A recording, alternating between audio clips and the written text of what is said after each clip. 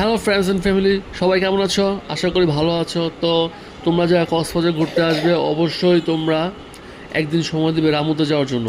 কক্সবাজারে এসে রামুতে না গেলে আসলে অনেক কিছু দেখা থেকে তোমরা মিস করবে।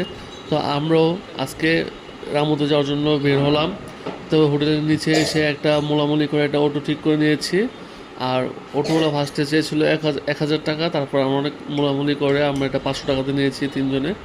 আর আমাদেরকে ওরা 3-4টা স্পট ঘুরাবে: রাবার বাগান, 100 ফিট রামু বৌদ্ধ মন্দির ও রাংকুট বৌদ্ধ মন্দির, আর একটা খাল আছে এখানে সুন্দর পাহাড়ের পাশে। তো আমরা বের হয়ে গেছি এখন। এই যে আমরা তিনজন বসে আছি অটোতে। এটা হচ্ছে রাস্তা রামু যাওয়ার পথে পড়ে। আর আমরা এখন প্রায় রামু 100 ফিট বৌদ্ধ মন্দিরের কাছে চলে আসছি। 1 ঘন্টা জার্নির পরে, 1 ঘন্টা লাগে না, 50 মিনিট লেগেছিল, 50 মিনিট মতন লেগেছিল। এই যে ভুবন শান্তি 100 ফিট সিংহ বৌদ্ধ মন্দির। তো এখানে আবার 20 টাকা করে তোমার শুভেচ্ছা মূল্য নেবে। আসলে এটা রক্ষণাবেক্ষণের জন্য রাখে। তারপর আমরা এখানে আরেকটা কথা, এখানে তোমরা অবশ্যই জুতা সাইড করে রেখে যেতে হয়, ঠিক আছে? জুতা পরে উপর যাওয়া যাবে না। তোমরা এখানে জুতাগুলো রেখে তারপর উপর উঠবে। আর এখানে আসার পর আমাদেরকে শুভেচ্ছা স্বাগতম জানিয়েছে এই ছোটো ছোটো বৌদ্ধদের মূর্তিগুলো। আর এখানে আসার পর তোমার এতটা একটা শান্তি ফিল হবে, মনে হবে যে তুমি শহরের কোলাহল ভিড় বাট্টা থেকে একদম নিরিবিলি একটা জায়গাতে চলে আসছো। সত্যি তোমার অনেক ভালো হবে। এখানে আমরা প্রায় 1 ঘন্টা সময় কাটাইছি। কখন যে সময় চলে গেছে নিজেও বুঝতে পারি নাই।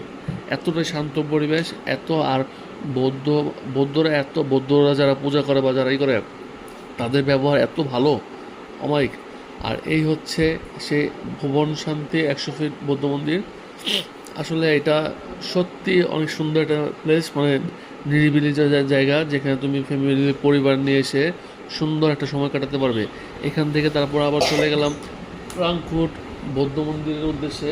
তো এটা বেশি দূরে না, এখান থেকে আবার প্রায় আধা ঘন্টা সময় নিয়েছিল।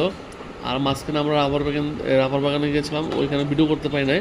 তো রাবার বাগানতে দেখে তারপর এখানে আধা ঘন্টা সময় নিয়েছিল রাংকুট বৌদ্ধ মন্দির। আর ভুবন শান্তি 100 ফিট বৌদ্ধ মন্দির থেকে রাংকুট বৌদ্ধ মন্দির আরও সুন্দর, আরও শান্ত প্লেস।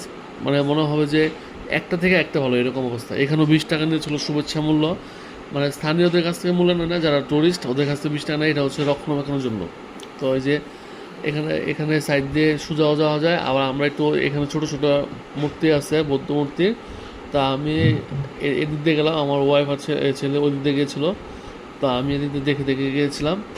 আর এটাও প্রায় কী বলবো, এত সুন্দর নিরিবিলি একটা জায়গা, সত্যি অমায়িক একটা জায়গা। আর আসলে আসলে মনে হবে যে কক্সবাজার এসে ঘোরাটা সার্থক হয়েছে। তো তোমরা যখন কক্সবাজার